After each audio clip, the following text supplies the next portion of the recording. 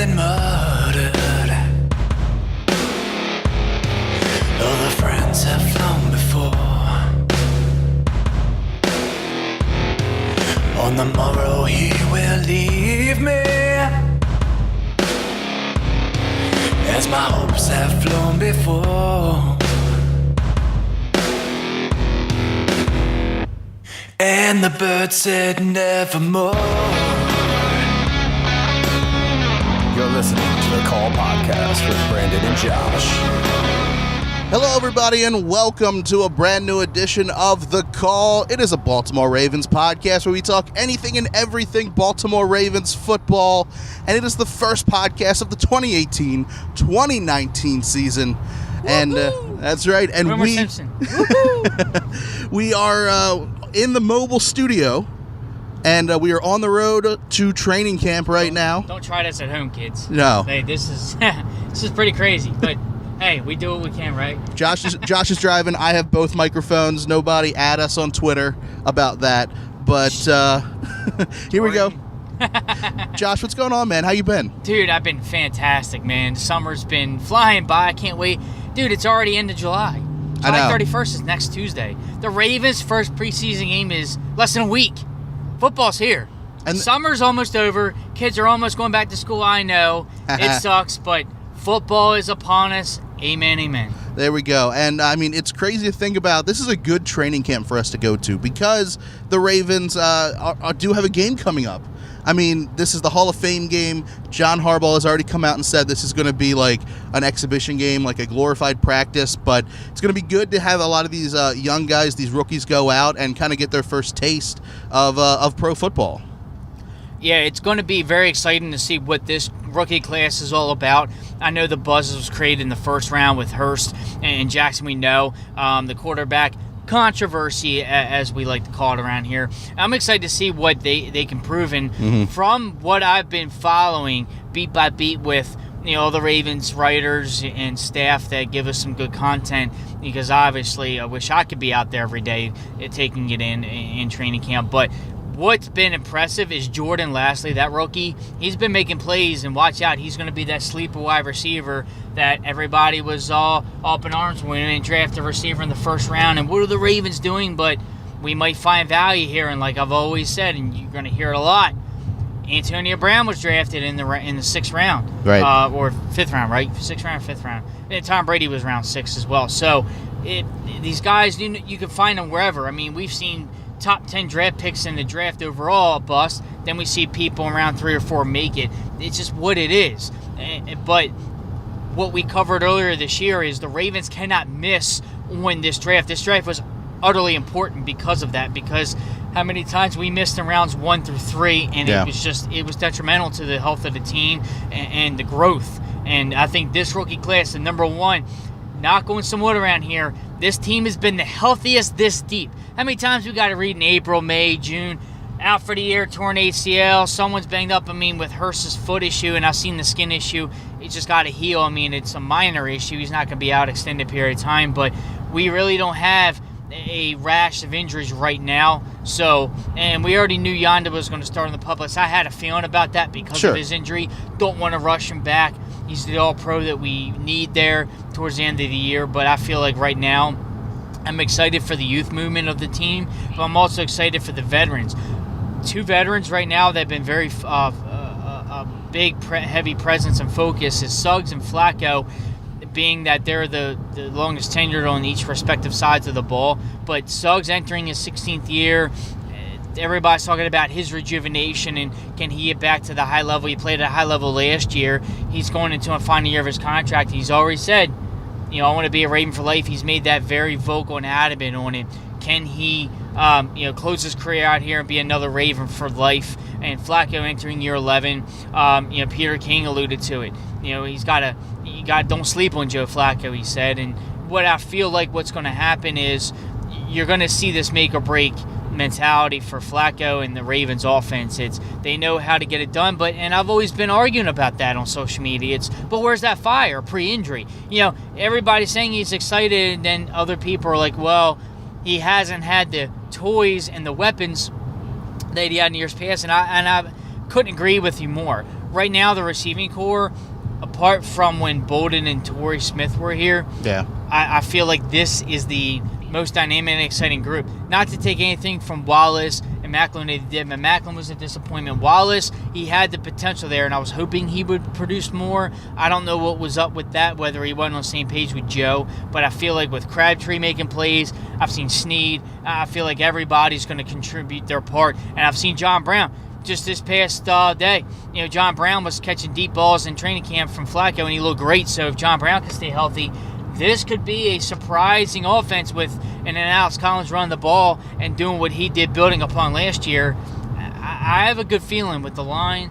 Again, I'm not saying we're going to be crowned Super Bowl champs here, but I feel like just entering camp, I have that good feeling. I feel like we're going to get back to the playoffs as the goal. And I feel like that this team can really build on something special if they keep their wits about them and their health, too. And I think it's a key part going into this thing. Yeah, I mean, it is absolutely great that this training camp has been filled with not a lot of injuries. I think the only thing I've really read is that Tyus Bowser left practice early earlier this week. And Hayden Hurst, he has had a skin issue, but it seems as if he's kind of playing through it. And even Harbaugh wanted him to kind of play through it a little bit more than I guess the physicians would allow him to. But Good old Hart's pushing him. Yeah, and he has to. I mean, besides Joe Flacco, I mean, we kind of know what's going on with Joe Flacco this year. And the fact that he's got a fire under him now because he does have a backup that potentially, could take his spot down the road. I don't think it's going to be this year, but I do think down the road Lamar Jackson could be a real threat to Joe's job. But this year's big for Harbaugh, too. I mean, how many years now have we missed the playoffs? 4 years or something like that? 4 years? Yeah, so I mean, this is a big year 15, for Harbaugh. 16, and 17 we missed the playoffs. Yeah, so it's too long. This is a big year for Harbaugh and Joe Flacco, both. I mean, they both need to this is a make or break year for both of them, really. It is the make or break deal for that. But I also am excited because of the nucleus of the team that's still intact. Mm-hmm. When you say they missed the playoffs the last 3 years, black and white, they missed the playoffs. They didn't crash the party. They were one of the 6 teams in the AFC. We get it. But if you look at how close they were in the last 2 years, Yeah. they were virtually a play away last year. I mean, play away. They stopped the Bengals on 4th down. All the ups and downs of the season, it goes over. They're in the wild card round regardless. We're playing in a week 18, essentially. Right. And that's what you have to get excited about. They didn't just miss the playoffs and go 5-11. And Sure, yeah. they sucked and they didn't do this and we had the injuries and no, they weren't a bad football team. The Browns were 0-16 last year. They were a bad team. The Ravens weren't a bad team. They just were too inconsistent for their own good. Right. They would have a good game and then crashed it down with a bad game and then almost have an even worse game. Well, and not even that. Together. They would have a great game, Yep. and then in the fourth quarter, things would just fall apart. Exactly. Or you have to credit to him because I actually did rewatch the Bengals game because I just wanted to really take it all in, and plus I was there. So when I'm in the moment, I sometimes latch on things that I really wouldn't watch on TV, but I just watched the lead. The Bengals had a great sizable lead in that game, and the Ravens were resilient, stopped them, and came all the way back and had a lead up until the last minute of the game. And it was a mental breakdown. But I was just really frustrated, Brandon, how that last series, I don't want to live in the past there, but just breaking down how close they were. Yeah. And that last series, I mean, they stopped them on 1st down, 2nd down wasn't completed, 3rd and long, and then it was 3rd and 15. Because I remember that because they had a defensive penalty to get them in that range, and then they gave us 5 yards back on a legal formation or something. So I think it was 1st and 15. And then it was incomplete. It was like an incomplete pass, and it was no gain. Then it was 3rd and 15. I remember it was a 3-yard gain to I think it was Eifert, if I remember search correctly. It was 4th and 12, and they let the touchdown up. So it was like there's a lot of good energy this year building off of that. I love Martindale as the defensive coordinator. I really feel like they're going to get back to organized chaos on the defensive side. Here, Jefferson's been playing well. We have Weddle back there still, and Jimmy Smith's back from injury. That's key for the secondary, and Tavon Young's back. So that's a big name for me. Yes, yeah. man. So we're getting there. We're the healthiest right now. Training camp, there's always been a buzz, but there's a buzz with Flacco doing decent, and we're going to get to see it today. And that's what I really want to hone in on some keys today, Brandon, is going out and trekking out to Owings Mills today. What are you anticipating on seeing today, and what do you want to see as far as keys to building up on training camp? I'm really intrigued of the wide receiver position. It's a lot of change there. We now have pretty much 3 locks. We have Crabtree, we have Smokey Brown, and Willie Snead. Now, like you said, Joe has not had anyone to really throw to in the last couple years. So, I mean, this is going to be really good to see what Joe can do. And remember, last year, training camp, Joe was hurt. He didn't have time to gel with these new wide receivers like Macklin that we had at the time. So it's really good to see Joe being able to work with these guys and kind of work out the kinks before the actual season starts. But there's a couple other names you want to think about coming into wide receiver. I kind of think Chris Moore's a lock for maybe like the 4th spot. But then you also have guys like Tim White, and you do have Brashad Perryman. I mean, yeah, like you were saying last year, this guy was done with the team, but he's still at practice. He's still kind of fighting for a spot. I'm kind of intrigued to see what'll happen. Just knowing from what I've read online, not really seeing anything in person, it seems like Brashad doesn't have that lock position that you know a first rounder probably should. But I kind of want to see tonight or today. Is Brashad Perryman looking good? I mean, you got to remember this also. This is his first training camp. He's been here 4 years and has never been in a training camp before. Isn't that funny? So, I mean, he's kind of a big question mark. From what we've seen, does he look great? I mean, from the last couple seasons? No. Far from great. But can he show off in maybe the Hall of Fame game and potentially be trade bait? I mean, I'm kind of intrigued to see what'll happen there. And Tim White, we were all impressed with last preseason. And then he got hurt and couldn't make the 53-man roster. Has he come back from that injury? Was he able to bounce back? Has he improved from what we saw last year? That's what kind of intrigues me. I want to see the wide receivers today. I want to see what they're going to do. And plus, you got to look at a guy like Smokey Brown, who has been fantastic, so far. We catching the long ball from Joe Flacco in a highlight that they posted on Twitter the other day. But he is a guy who's somewhat injury prone a little bit. Got to worry about that a little bit just to see, yes, he looks great, but can he sustain that talent? He's got to sustain it, and this is it. I mean, the ship has sailed with me with Perryman, but I applaud the Ravens for giving him that one last-ditch effort. But there are 53 spots to fill, so if he's not going to be on the wide receiver core, maybe he can contribute to special teams or anything like that. And that's the thing. He's a former first-rounder. You're not going to send a first-rounder, especially one who's been injured so much, out on special teams, but can he be that versatile player where he can play multiple positions? I like to see this, Brandon. I don't know right now. I have to look at the depth chart and see what's going to unfold for us, but I feel like we don't have that bona fide kickoff punt returner, do we not? Right, because we Michael Caponero was the guy last year, and he's with Tennessee now, I believe. Remember Perryman's speed. If he's not going to be good with his hands, maybe we can use his speed. And the thing about coaching is, and I've always learned this in leadership and coaching, is you want to use your players' strengths to their advantage. So if Perryman can't do what he used to do as a wide receiver, catch the ball, because that's his pretty much number one problem for whatever reason, just cannot catch the ball. He has some great games. I remember that great game he had against the Dolphins where he just took the ball and ran. If his speed is his strength, use that. Let him.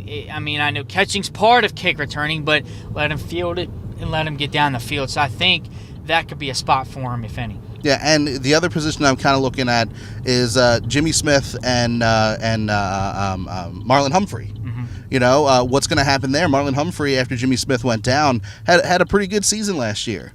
Now that both of these guys are healthy, where is Marlon Humphrey going to land? Well, he's got a spot. You're not going to cast him off the team, but that's intriguing to us now because cornerbacks are biggest depth right now, and that's why I love because you can. And how many times has Harbaugh said you can never have too many cornerbacks? Right, and absolutely. And you've seen it with the rash of injuries with Young last year, and then Jimmy Smith going down late in the year.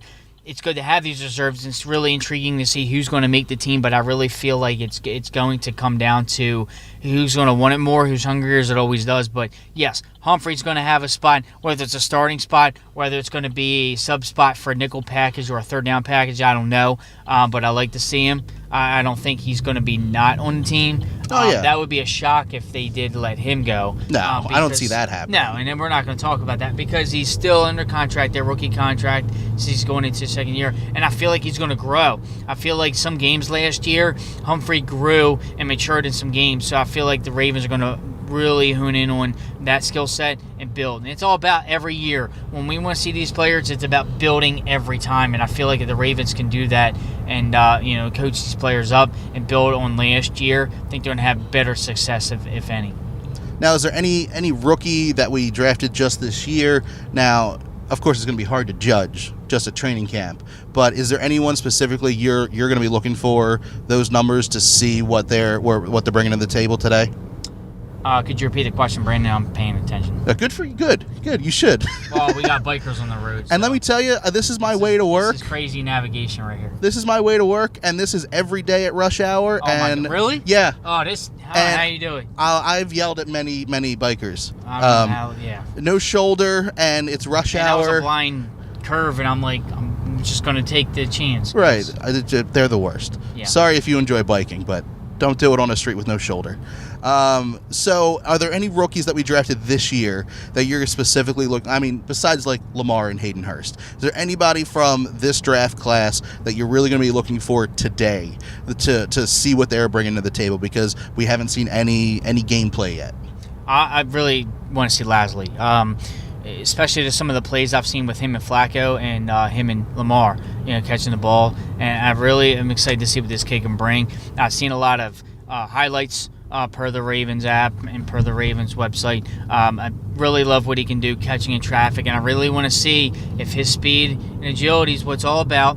And I want to see, because I've seen some good catches, and that's the big rookie, other than, again, the first round Lamar, and I know Hurst is not going to be out there, but I'm definitely intrigued to see Jordan Lasley catch that ball for us. All right, so should we wrap it up before we get to training camp and kind of, you want to talk a little bit about your trip coming up? I mean, it's a big week for Ravens Nation. Ray Lewis will be entering the Hall of Fame. The Ravens are playing the Hall of Fame game. And what a crazy week, man. And you're going to be there. Yeah, I mean, it all starts with today. Going to training camp, got the game Thursday, the events on Saturday night with Ray Lewis being enshrined in the ceremony officially. So, Brandon, this is surreal, and you know me, and you know what this means to me and what Ray and the organization means to the organization and the fans, and what this means to have the second Raven go in and the second Raven that was drafted and being a part of that. And he built it with Ogden years ago.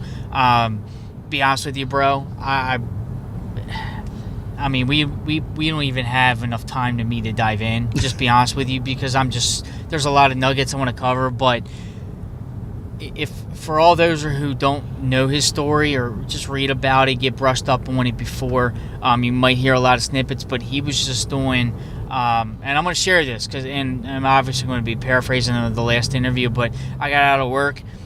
I knew he was being interviewed on 105.7 The Fan. Ray Lewis was on this week. And 105.7 The Fan, if for all those, I'm not promoting, but they've had all week on the Scott and Jeremy show. Sure. They've had different players and different former and current players, talk about Ray. And I'm still waiting to hear it. I haven't heard it yet, but apparently he interviewed Eddie George, and my dad said that was a great interview. Because know how him and Eddie George were Titans back in the day. Yeah. And they just, not to say, Ray was on the Titans, but you know what I mean. They just went at it and had battle after battle, and two great warriors, and Ray Lewis has always alluded to that.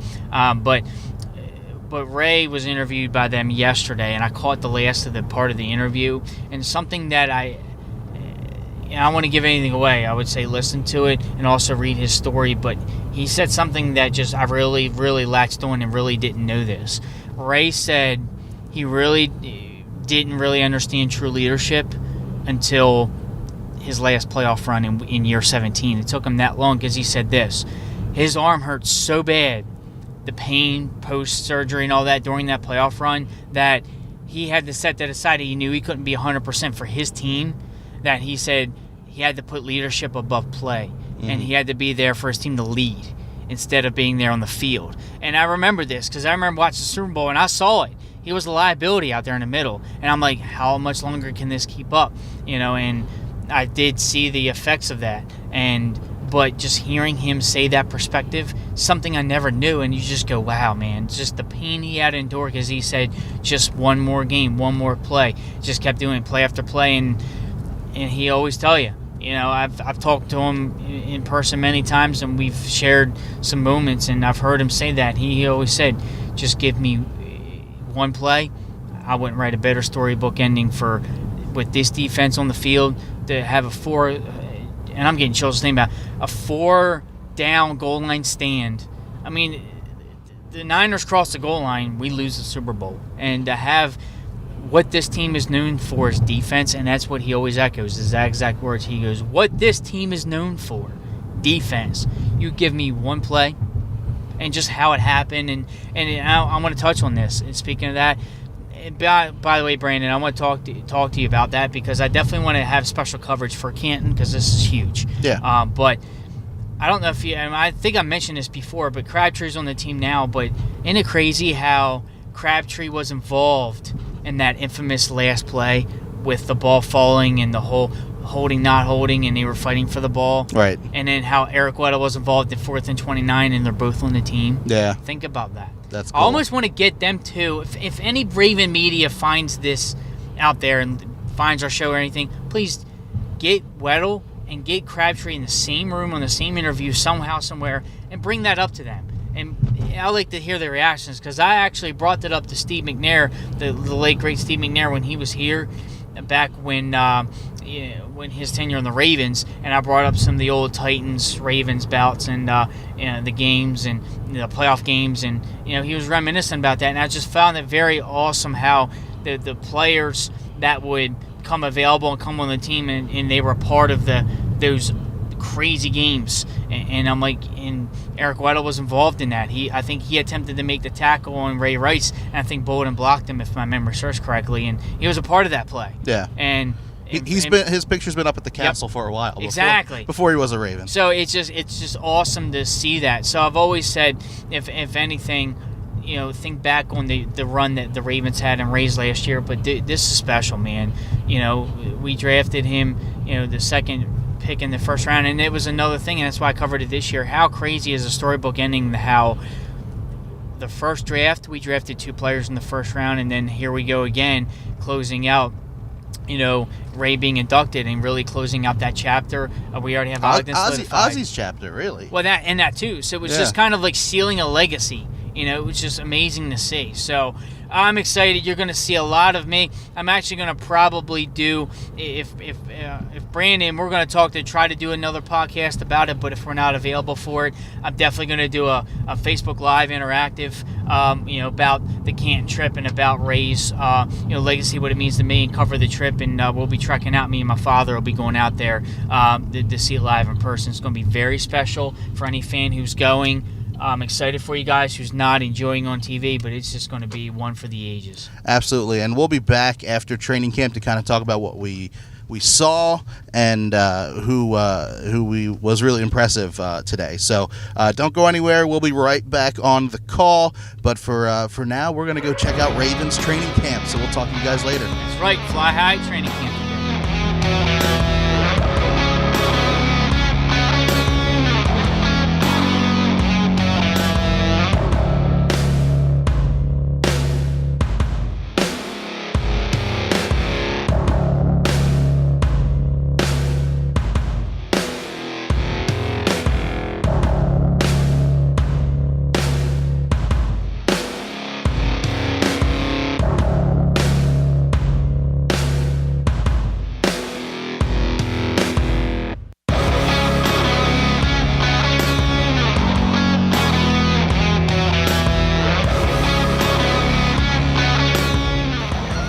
Good morning, Ravens fans, and welcome to the Under Armour Performance Center and training camp presented by Verizon.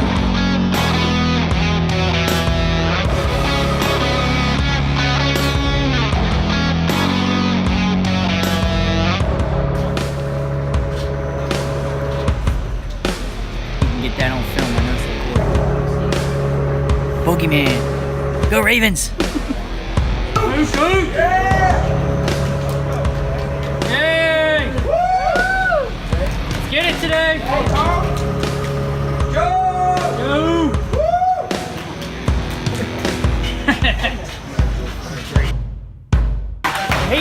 back on the field.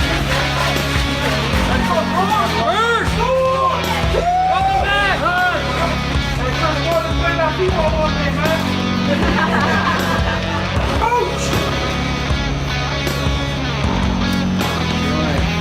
Get him today. Yes, sir.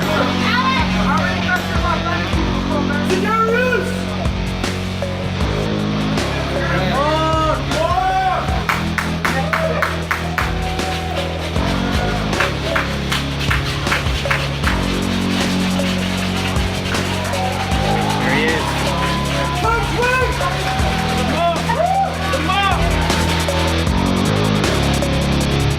And we are back from Ravens training camp, and man, they've been talking about the construction of the castle and everything.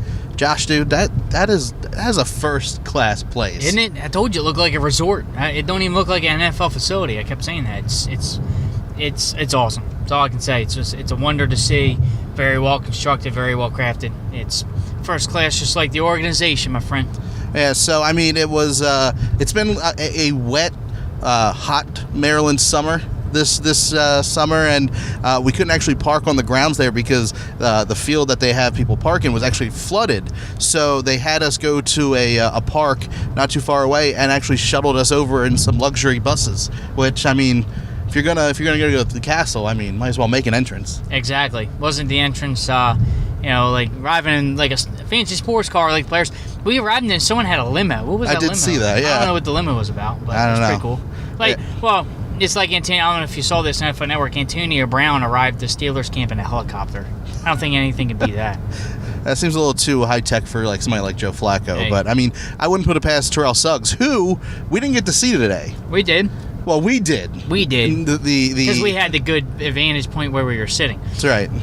To break that, we sat in front of the Ravens training room, or like in the bleachers, and the windows behind us held the weight room, and Suggs was pushing a weighted sled, and he was in there, and a few other select Ravens. I saw Marshall Yonda doing some workouts, so it was pretty cool to have an inside scoop to see these guys in action, man, and getting ready for the season.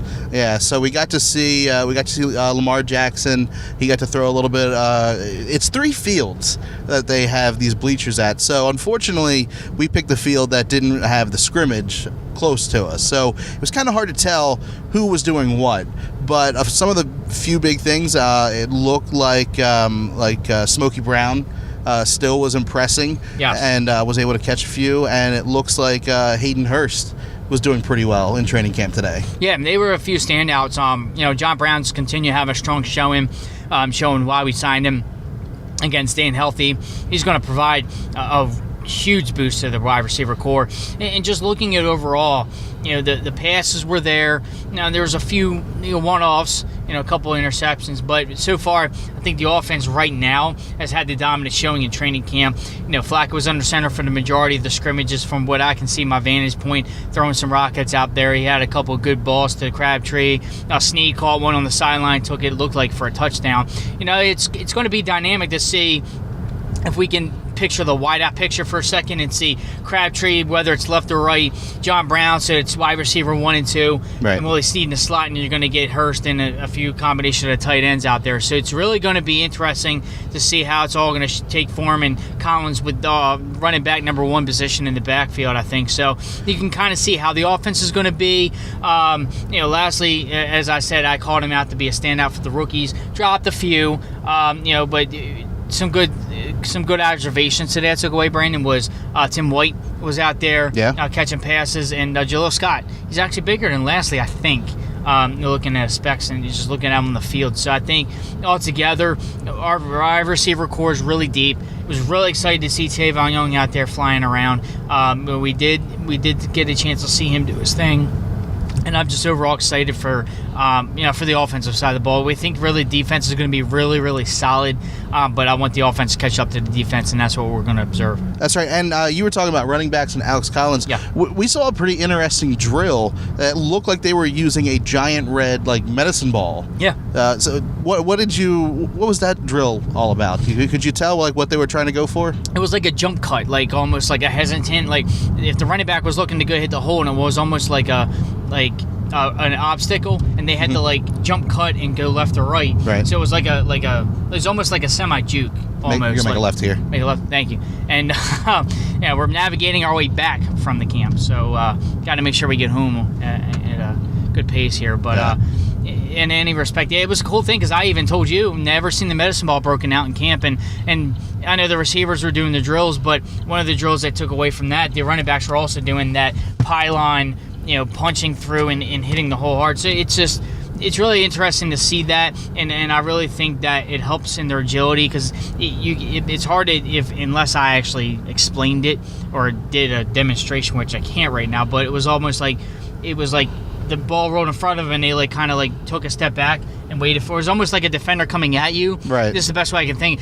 The defender coming or like cutting towards you, and then you kind of like stop your motion, let his momentum carry by, and then proceed. As we've seen that all the time on a lot of routes at receivers and running backs. So it's like a jump cut. It's the best way I can say it. So it's pretty good. They provide drills just like they do in the football ranks that help the players out. These players aren't just out there just doing their thing. They're doing fundamental drills, even though they're paid professionals at their craft. So it's really cool to see that up close.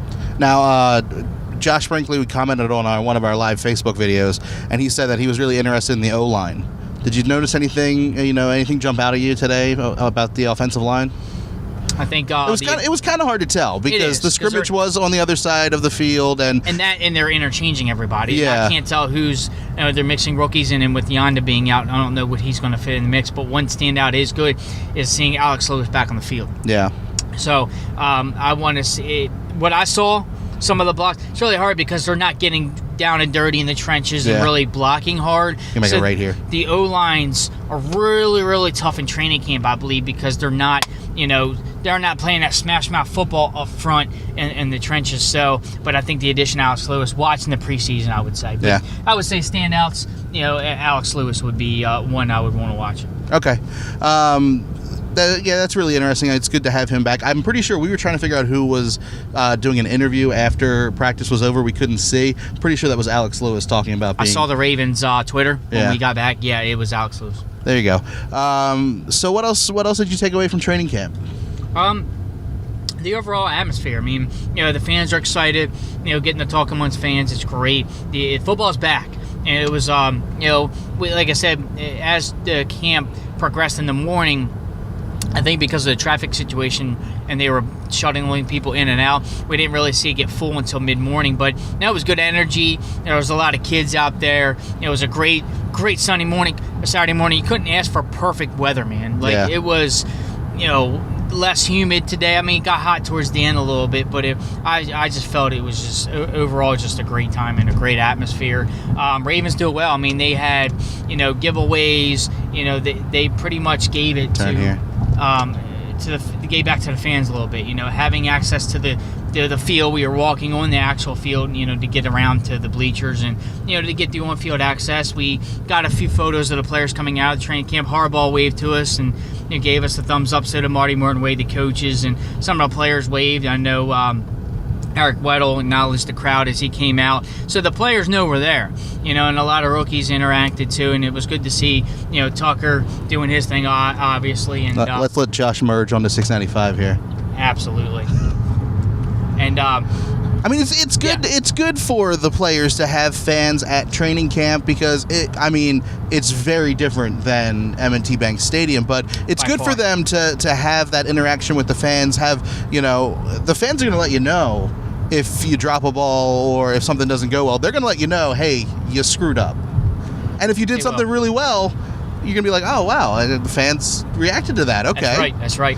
Yeah, and they feed off of that, and it's not like the energy of the crowd at an actual game atmosphere, but, they want to put on a good show. But not only that, but they want to really focus and hone in on the skills they need to and improve each practice. So I feel it's just an overall great environment, and it's great to have the connection once again, because we remember what happened at McDaniel. We had that intimate connection, it was taken away because they wanted to get back to the facility and do it right.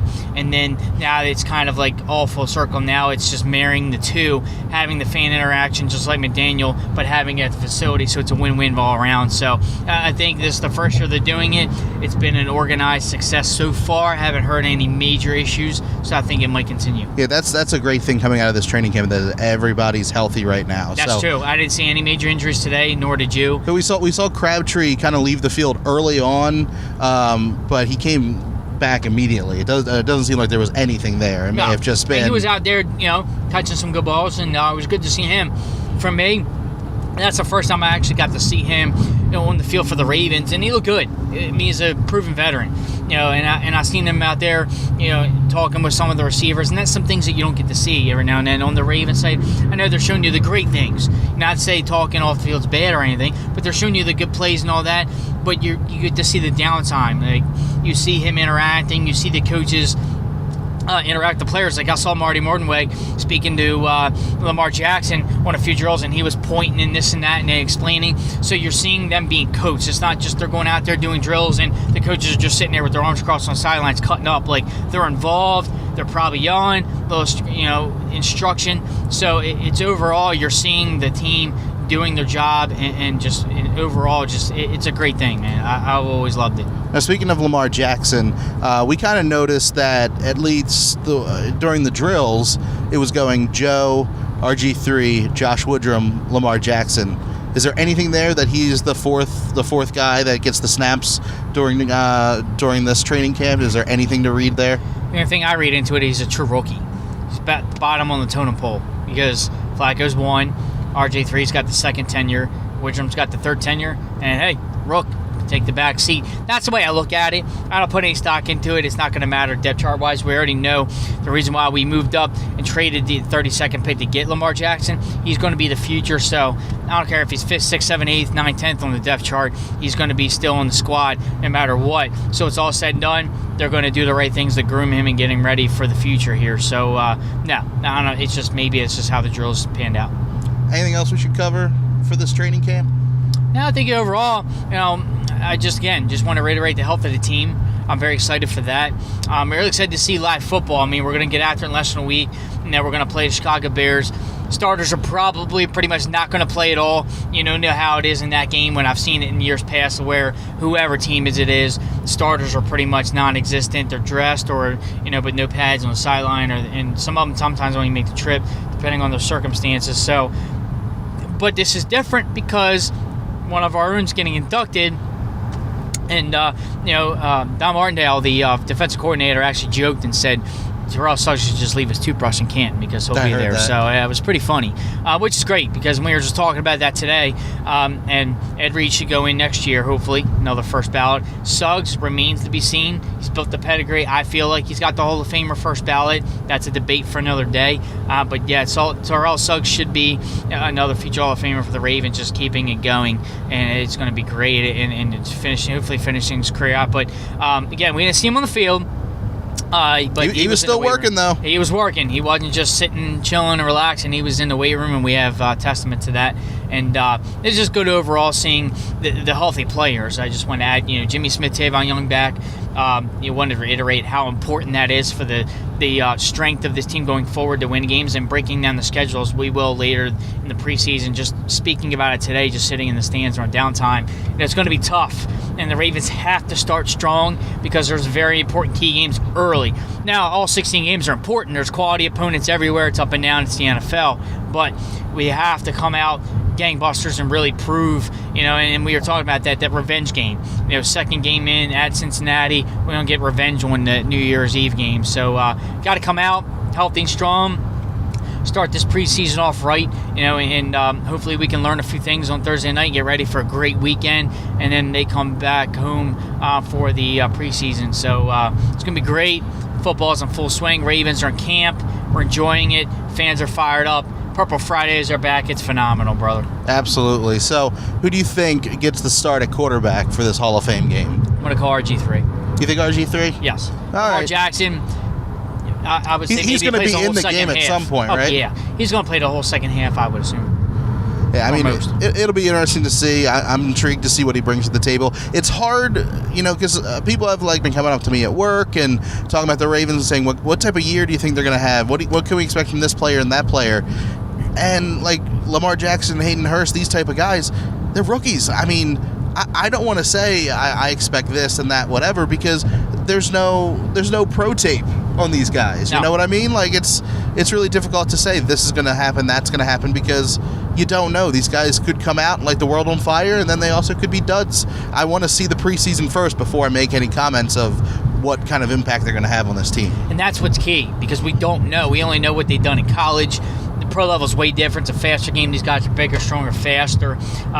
Preseason, you're right, Brandon. It's going to tell all on this team what the pieces may fall, who's going to probably make the final squad, who's going to be cut, losing jobs. We've always said, training camp, preseason, it's the ultimate job interview, because when you watch these games, these guys, the jobs are on the line, and they're fighting for a position in the NFL to be employed by a team, and they're cut hopefully to be good enough to prove to be picked up by another team if they didn't make it on the Ravens at least in that regard, or get signed to a practice squad. So there's always a way to do it, whether way you slice it and dice it. Players can contribute any way we can. We were talking about that amongst ourselves today. What quarterbacks would we keep, even if we keep 3 or 2? Would some go to the practice squad? Yada, yada, yada. We don't know. I mean, it's really tough, but we already know Jackson's going to be on the team in some way, shape, or form. RG3 is a question mark, because would the Ravens really keep 3? They haven't done it in a long, long time, and you don't want to fill up a roster spot with that when you know it's not going to. You want to free it up for maybe 6 or 7 receivers or 8, or more corners, because you can never have 2 corners. Too many corners, I should say. But with that, I just really want to bear in mind that it's just very important to build each practice and improve each game and the game plan accordingly, and just culminate to that season opener against the Bills at home, and they can really get after it when it starts counting. Absolutely. So, Josh, for this training camp edition of The Call, have we covered everything? Quote the Raven, nevermore. It's going to be a huge week. A football game's got to be played, and a Hall of Famer will be enshrined as another Raven enters, and it's going to be awesome. Get ready. It's going to be a great week. All right, guys, if you want to continue the conversation with Josh or I, you can. It's real easy. All you have to do is tweet to either one of us. You can tweet to me at Brando Cash. Josh, where can people tweet to you at? Always at ItalianGQ52. That's right. Now go over to our Facebook page, facebook.com/thecallpodcast. Like us over there. If you are not liking us over on Facebook, you missed the live video from inside training camp today that we did earlier in the day. So you could have seen, Joe Flacco's handprint and a couple other things before we kind of got shut down. That cell phone policy is kind of strict at training camp, but we don't want Spygate. Yeah, we don't want Spygate going on. We don't want Spygate here. So we do the show for free. You listen, stream, and download for free on Apple Podcasts, Stitcher, TuneIn, the Baltimore Sports Report Network, Player.fm, Overcast, Google Play Music, and Satchel. All we ask in return is please spread the word about the show. Let people know on Facebook and Twitter and Tumblr and Pinterest and Instagram and Reddit and Snapchat and Vero and Twitch, anywhere you are MySpace. social. MySpace, sure. It's still out there. They have over 1 million users, I think, still. I looked. It's Who out is there. on MySpace? Hey, I don't know. What? Anybody out there on MySpace? I don't know. All right. Well, yeah. Tell people. I did read that. tell your Still top an active 5. website. I almost want to pull it up when I get home just to mess with it now. Tell your I might top just create 5 a new about us. profile. I wonder if Tom's still there. I think he's on Facebook now, to be Tom? honest. Yeah. You think Tom's still there? I want to see Tom. Tom was everybody's first friend. If you didn't have a friend, Tom was there for you. Yeah. Where's the social And they're network probably- movie about and, Tom? And these millennials are probably like, who's Tom and what's MySpace? Exactly. Go look it up. Google. It's a powerful thing. Trust me, it's awesome. All right, so let everybody know there. Say, I'm a Baltimore Ravens fan. I'm ready for the Hall of Fame game. I'm ready for the season to start. You should listen to The Call, and they'll get you ready. Because don't forget, once the season starts, They call live on location, baby. that's right, Canton, Ohio. 2 shows a week coming to you. This might be like 5 shows this week. It's crazy. It's just going to be one nuts. a day. That's what we're doing. Why not? I might do 2 a day. Screw it. I might just take off vacation. We're going to do 3 shows a day. I don't. I can't wait. It's going to be great, Brandon. I can't wait. All right, guys, that's it for the show this week. Josh, take us out the way you always do. Brandon, thank you so much. It's been a great pleasure to be another year doing the call with you, Brandon, and everybody out there supporting it. It's just been great since day one, and all of our active listeners across the way, all over the world. We couldn't do it without you guys. It's been special. It means a lot to us to interact with you guys on social media. We love your feedback. A lot of people are excited to do the Facebook Lives because it creates live interaction. I love the discussion it creates. Not only doing the podcast that we do, getting the information out there and getting the dialogue, but also, getting that interaction. I love it. I love talking about it. And then also checking to see everybody's doing when I can. It's just been awesome. You guys are truly a blessing just to be a part of this ride with you guys in Ravens Nation and the call as we put out the Facebook page and the podcast for you guys and any content we can. And you just one of our listeners, Greg Jordan, we were talking on Facebook, and he lives out of state, and he said he totally relies on us because he doesn't get the local, he's not here, he's not present. So it's just moments like that where it means something. We put it out there, and people are very interested, especially when they're out of touch with the local. You don't want to take it for granted, but again, some people do sometimes, Brandon. It's they're here, and it's like when I went to DC. I went to D.C. and never really did the whole Washington Monument, this, and that, because I lived here all my life, and it took me over 30 years to finally do it.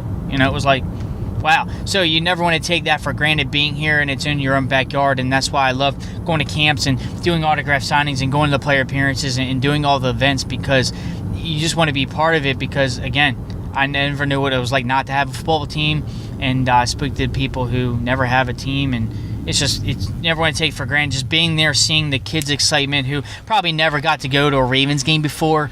It's just great to see the joy in the kids' faces when a player comes up and signs an autograph for them, or they get to see a favorite player up close and looking at the roster card and calling out their favorite players and acknowledgement. So it's just that interaction and as a whole, and bringing people together. It's just great conversation. Ravens Nation is very strong. We're heading into 2018.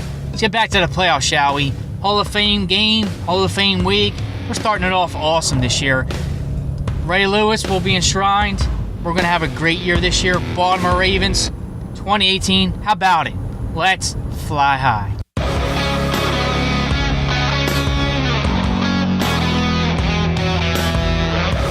This has been a production of Brando Cash Entertainment. Music by Brad Lepore and Daniel Kelly from the DBK Studio. For more information, go to brandocash.com.